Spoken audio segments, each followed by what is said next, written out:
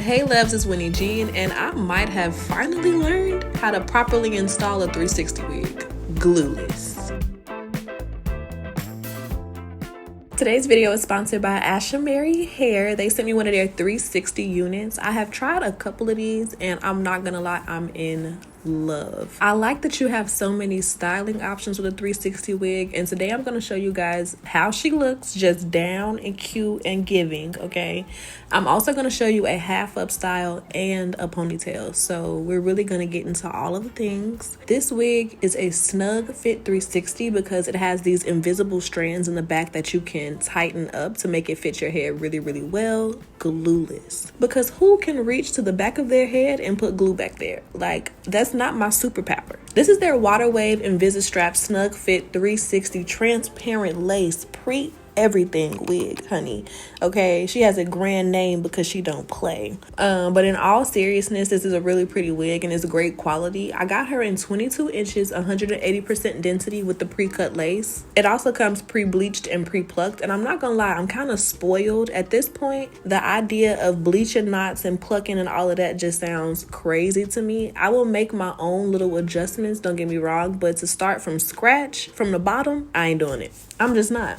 I'm not gonna lie to y'all. Now, I like to wash my wigs when I first receive them. Sometimes for content, I'll put the wig on right out of the box just to show you guys what it looks like and give y'all that whole experience. But as an actual wig wearer, I firmly stand behind washing and conditioning your wigs before applying them. It allows you to really see the true quality of the hair. Sometimes it has a little bit of a coating on it or whatever they use on it in the factory. I like to just get it nice and clean to really be able to see the curl pattern, and it just works for me. I like to use the Suave clarifying shampoo and the moisturizing conditioner. I'll link them down below.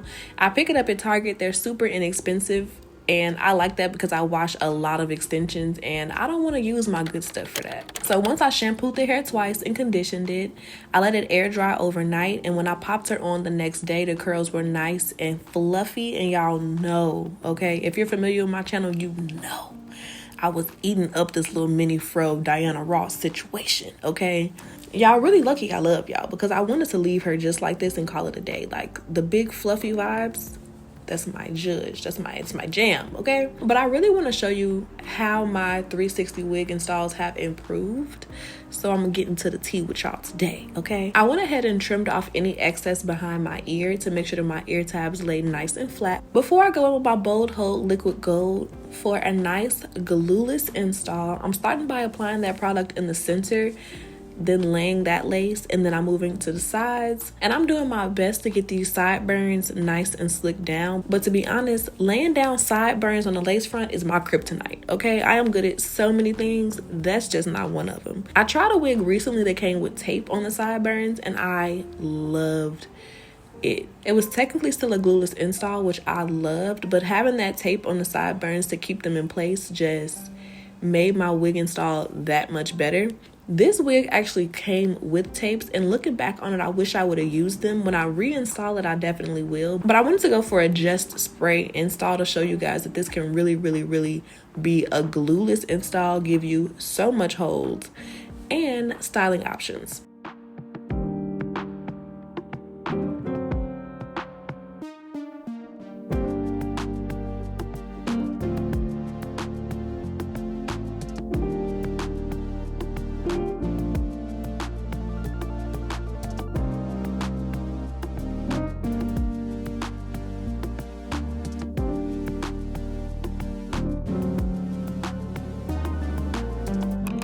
To get into the styling, I applied quite a bit of water on my hair, honey. I doused her down, got her nice and juicy, and then I'm going in with my olive oil curl defining mousse. We're gonna get into a half up, half down, and a bun situation in a little bit. But I also want to show you guys what the hair is giving on its own. Again, this is the Water Wave texture, and I'm not gonna lie, it was really easy to style. And I loved the curls. It was like a really tight wave more than a curl. It reminded me of Virgin Indian curly hair, where you can get ringlets if you want to, but if you brush through it, it gives more of like a deep wave vibe with like a little ringlet on the bottom. I'm getting real passionate because it was pretty. But the proof is in the pudding, child. Look at these curls. They are gorgeous. Now, to really elevate that melt, I'm going in with some of the My Sticky Little Secret melting spray on a small brush and applying that to the very edge of the lace, just to get that real good melt. We got some hold with the Bold Hold Liquid Gold, but we need that melt, and the spray is what we're going to use that for. I thought about switching my part to a middle part. I was not obsessed with the side part at this moment, but I'm happy I stuck it through because it came out really cute in the end.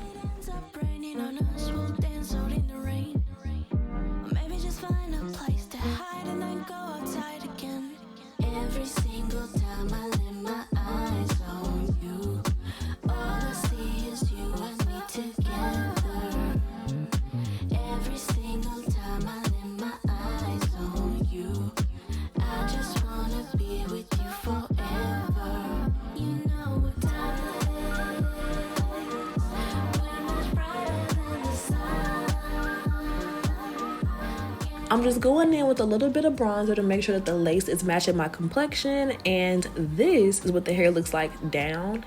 I didn't cut anything so you guys can see exactly what she's giving, and she's gorgeous, okay? She is pre-plucked to smithereens, and I have a low hairline, so typically I have to customize the hairline a little bit, and I didn't have to do that with this wig, so kudos to y'all. I feel like I'm a representative of the big hair girl community, okay? We be cute though, so that's all that matters. Now, to get the half up, half down, I grabbed a little bit of hair from the top of the wig. Honestly, I did not make it too perfect at all. I wasn't going for a super perfect vibe. I was going for that like early 2000s, natural curly, chilly, I just tossed my hair up vibes, okay? So I grabbed some hair from the top, twisted it in the back, and then applied a claw clip.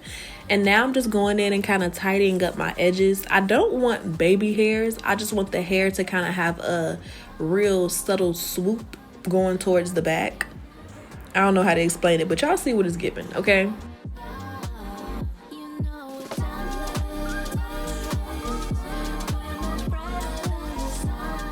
I also went in and trimmed the sideburns a little bit and gave those a little bit more of a shape as well. I could have went in with more baby hairs, but I loved it as is. So this is the half up, half down. As you can see, the lace is laid, okay? She is on candy camera. The curls are nice and fluffy. This is the back. You can see the little claw clip. This would also be really, really cute with a bow.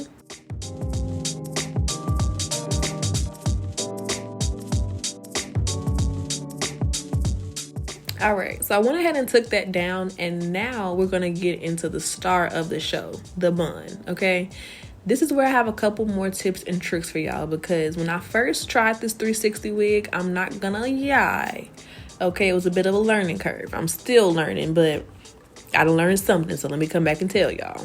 While I lay these baby hairs down, because Lord knows I'm not wearing a bun with no baby hairs. That is blasphemous. So the key that I have found for laying down a 360 wig is, one, to get a color that matches your hair color, okay? Unless you're gonna wax your kitchen, you definitely want a color and texture that matches your hair. I don't care what nobody say, it just works a lot better. I felt like this wig looked so much better on me because the texture was a lot more believable. And that's not to say that playing with different colors and textures is not fun, because it is, but if you want a really, really natural look, go for a texture that's similar to your hair texture. That is my best advice.